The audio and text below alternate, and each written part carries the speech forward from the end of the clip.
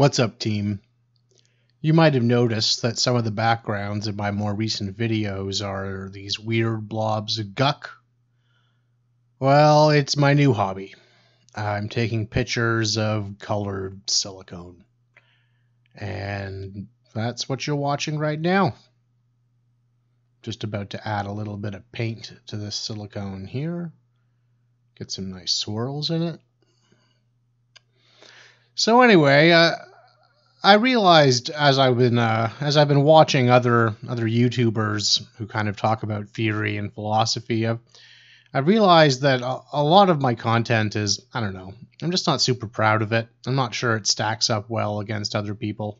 Now I'm still very new at this, you know. I gotta cut myself some slack, but I figured one of the weakest parts of my videos is the visual components of them. So these blobs are kind of pretty. Why not chat with you while I play with some goop, right? You know, I never really wanted these videos to feel like lectures, and especially the last one. I really felt like as I rewatched it, I was just like some sleepy professor talking into a microphone. It didn't feel good. I wasn't proud of it. So I want to try to spice things up. I want to try to change things, which is what I was trying to do in the last video, but I think I missed the mark a little bit. And yeah, I think tone had a lot to do with it. I don't really like how I was talking to you guys. It was just kind of boring. It was hard for me to pay attention to myself, which is never a good sign. So I figure, you know, hanging out, shooting the shit while we dab some silicone on some plastic, you know, it's maybe a little bit better atmosphere. We'll see. We'll see how this one goes. So I used to play Warhammer 40K, which for those of you that don't know is like a tabletop toy soldier kind of game. And I think probably my favorite part of that hobby was just hanging out with my buddies in the local hobby shop, you know, shooting the shit while we painted our armies. And if I can recreate the kind of casual barbershop kind of environment that my local hobby shop created, then, you know, I feel like I will have succeeded a little bit in making this a casual channel about cultural theory and critical theory and postmodernism. Which I guess brings me to something else that I've wanted to talk about for a while, you know, about what the goals of this channel are exactly. There's a lot of people out there doing really good introductory postmodernist, cultural theory, psychoanalytic kind of videos where, you know, if you don't have a very strong grounding in this stuff, they'll teach you it, you know, from nothing to an introductory level of understanding. They'll do a fantastic job. The two guys who I've really been modeling myself after as I start this channel are Plastic Pills and Then and Now, and they're just really, really great introductory kind of survey level summaries of this theory. So I don't want to swim in that pool. Like, those guys are really good at what they do. They know a lot more about this stuff than I do. They're obviously like masters or PhD students or professors themselves. Like they're pretty well educated, and more than well educated, they're really well versed in summarizing this stuff. They're really good at describing it, which is not, I think, where my strengths lie.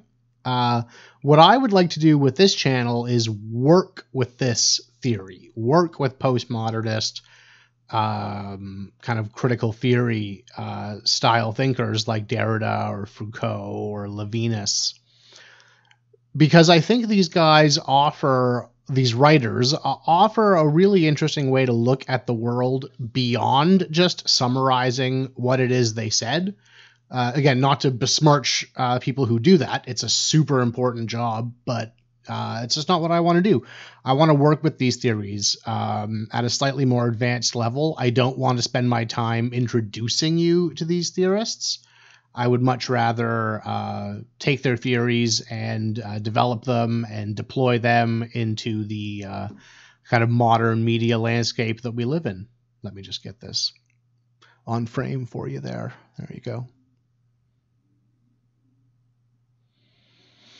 So with that out of the way, let's talk about Paris Hilton. I know she's not the most topical subject. Not a lot of people are thinking about Paris Hilton these days, but I recently watched this Netflix documentary. It did a really good job of summarizing, who Paris Hilton is and why she's so important in the modern social media landscape. She really was the first, what's the word I'm looking for here? Like digital celebrity. Like she did not experience a lot of success in mass media. She had like that one show, The Simple Life, and then she had that sex tape, and really that was it. She built her celebrity almost entirely online and with her own kind of personal brand, and that's the thing that makes Paris so interesting, is the way she used social media to brand herself. See, once the silicone gets nice and dry, it's really easy to work with. In the beginning, it's super sticky, but the idea that I'm trying to go for here is to get the surface of the silicone rigid, so it's not sticking to my tools, and then and the underside of it still wet enough that I can adhere it to the medium. Okay, what were we talking about again? Right, so there's this picture of Paris Hilton hanging in her McMansion in LA, and it really perfectly encapsulates the holographic, self-made nature of Paris Hilton's celebrity. It's a large close-up portrait of her head. Here, I'll put it up in some of the negative space in this shot here. How about that? So it's a large close-up portrait of her head. It's made of small, tiny, wide-shot photos of her body, that have appeared in magazines and on social media platforms. I'm sure there's a word for this style of portraiture. I have no idea what it is. But I think it really encapsulates what the digital celebrity is, which is to say they're holographic. They're made up of self-contained micro-representations, like a photo or a one-sentence caption on Instagram. These are the building blocks of the modern digital celebrity. They're essentially, as I said earlier, holographic. Now, what do I mean by holographic? Well, from the Greek, holo means in full or whole, and graphos, holograph, means written. So strictly speaking, holograph means written in full, made up of the author, right? Made up entirely of the writer. A product that consists entirely of the person who made it. Now, a holographic image is from the smallest level to the largest level, wholly the same. It's a fractal. If you know what a fractal is, that's what it is. It's something that from the smallest level to the largest repeats the same pattern. So a holographic portrait, like the one of Paris, is made up of smaller portraits of the same subject. It's a clonal organism. Like a spider plant or any other plant that you can take cuttings from. It's not one single individual entity. It's a large body of individuals that are all identical. So when we see one whole plant, just like how when we see one whole online celebrity, what we're actually seeing are tons of micro versions of that plant or that micro celebrity. And if we were to separate it into parts, we would see that each individual part manifested the same patterns, was the same self as the greater whole. Sorry about that. I'm using a shitty old Pentax manual macro lens for this, so to focus it I have to touch the camera, so you got these wobbles. I'm seriously thinking about getting a digital macro lens if this is going to become a regular thing. Anyway, we tend to think that, the mystic Zen master sitting on top of the mountain has found something that we haven't. But the truth is, this couldn't be further from the truth. The master hasn't found anything. Instead, they've lost themselves. I think earlier on in this channel, I mentioned a Zen exercise, where the pupil asks themselves, "Who are you?" And then they answer, who they are, and then they ask, "Who's asking the question?" And then they answer it, and then they repeat that question over and over again.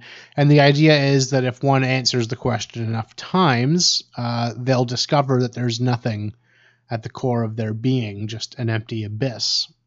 This practice is meant to disrupt the interior-exterior dyad that's so common in the Western world. The practitioner travels inward and asks, "Who am I?" over and over again until they arrive at an opening. I am nothing, just like everything else. But this exercise is useless to a celebrity. They don't need to scratch away the layers of identity to reveal the essential abyss that's inside of all of us. They embody that abyss, on the surface and at their core.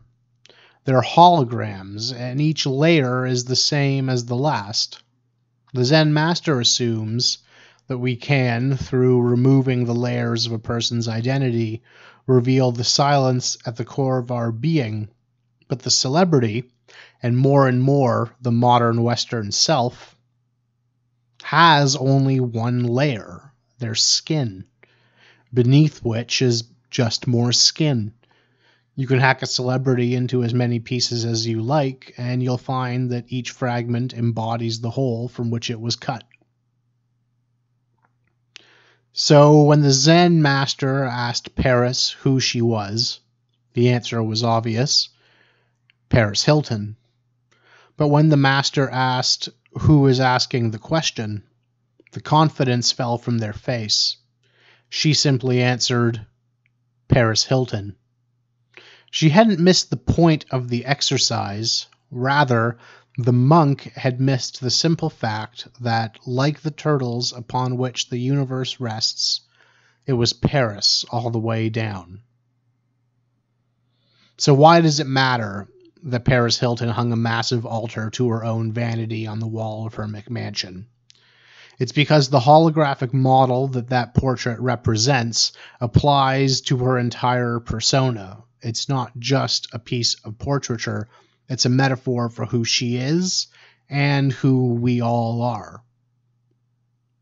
When we accuse Hilton of vanity and superficiality, we wrongly assume the possibility of depth of character. And as her portrait so clearly illustrates, all she is and all any of us are is representation.